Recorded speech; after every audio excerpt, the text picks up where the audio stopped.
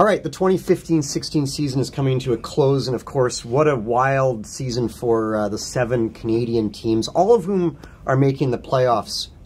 Just kidding. None of whom are making the playoffs. Ed Willis, you have lived in a number of cities that have never won Stanley Cups. Yeah. What's the reason for this? That's just a roundabout way of him saying he's from Edmonton, okay? I honestly don't know what to make of this because, I mean, the sheer weight of the arithmetic defies any reason I'm familiar with. How 7 of them could go for this colossal sheet soiling at the same time is beyond me. And you try and reason it out and puzzle it out, and why has this happened? And I can't come up with a reason for it. And it's not like this was anticipated. It was not like they were all supposed to suck so mightily at the same time. You think of the way Ottawa finished the season. You think of the way Calgary finished the season. You think of Edmonton getting Connor McDavid. Montreal, there were people who thought Montreal were a legitimate Stanley Cup contender. Now, obviously, Carey Price has a lot to do with it, but it doesn't explain how they fell off the face of the map. So I'm sorry. I know you're looking for some kind of like cogent, coherent reasoning here. I can't offer any. All right, Paul, let me throw this at you. There have been player polls done before. ESPN has done player polls. Canada's NHL teams don't fare very well in these polls. NHL players don't like to visit these cities when they're on visiting teams. They don't like to join these teams if they are going to be traded or if they're free agents. I'm talking about cities like Winnipeg, Calgary, Edmonton, Ottawa tend to end up at the bottom. And to me, that's reflective of something. Especially when they can play in Buffalo. Buffalo, Columbus, Columbus, all teams that also fail. Yeah, when you know where I'm going? Does anyone, well, not Buffalo, I know that. When you look at it though, Jonathan, and we'll get hypercritical in Canada because we're so damn insecure about how people feel about us, but if you're Roberto Luongo and you're getting the same amount of money to live in Miami where you still get paid, you can be competitive, the team's doing very well this year, and you can go about your business every day and no one bothers you, or you're in Vancouver and you have to pull a hoodie over your head to go for a walk on the seawall because everyone's following you and taking notes and taking pictures of them. Like, I can see the appeal to an athlete that way. But when you talk about the polls, Vancouver actually has done well, better than the other Canadian cities. Maybe that has something to do with the nightlife here.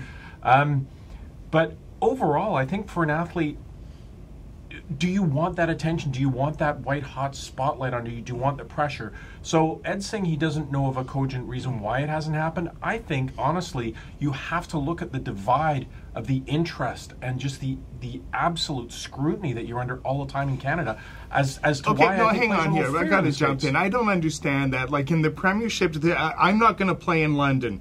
Too much scrutiny. Give me Everton. Give me the scrutiny. The scrutiny is the same everywhere. There's not that divide. That's what I mean. Same as the NFL. Okay. You're just a huge deal in New Orleans as you are in Indianapolis or you are in New York. Here, like, really, Ryan Kessler could walk around the streets of Anaheim, and how many people that aren't waitresses would even notice? You know, and I think that's just, you know, the nature of the NHL. It's special that way. Okay, but here's the flaw with your argument, Paul, or one of many flaws with your argument. In Canada, how much more scrutiny are they under? Like, I realize you can go to Anaheim and nobody cares and there's very little media and that's great and you can go to the beach every day.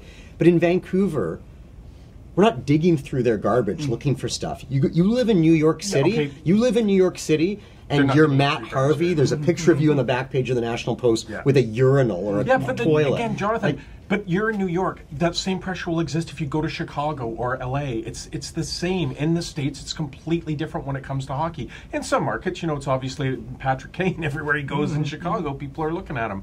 I think, though, to your point, Canada has to almost do a better job of selling things like you're paid in American dollars and, you know, you're spending Canadian dollars.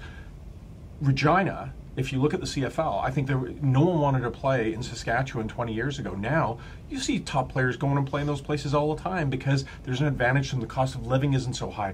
I know economies of scale are completely different, but I think Canadian teams have to do a better job of selling themselves to free agents. Because I do think when you talk about those player polls, word just gets around and they're like, do you want to play in Toronto? Look at the media. I heard a story last week that one of the Canucks players, I'm not going to mention it because I don't know how public it is, slumped back in his locker and said 7 more games. I think part of that is because every day the team's not doing well. Why aren't you doing well? Yeah. Why isn't this working? Why are the young players this? What do you think of what Daniel Sedin said? Whereas if you're sucking in Columbus, you just maybe answer a couple of questions and go home. Ed, what do you think? What's the way out?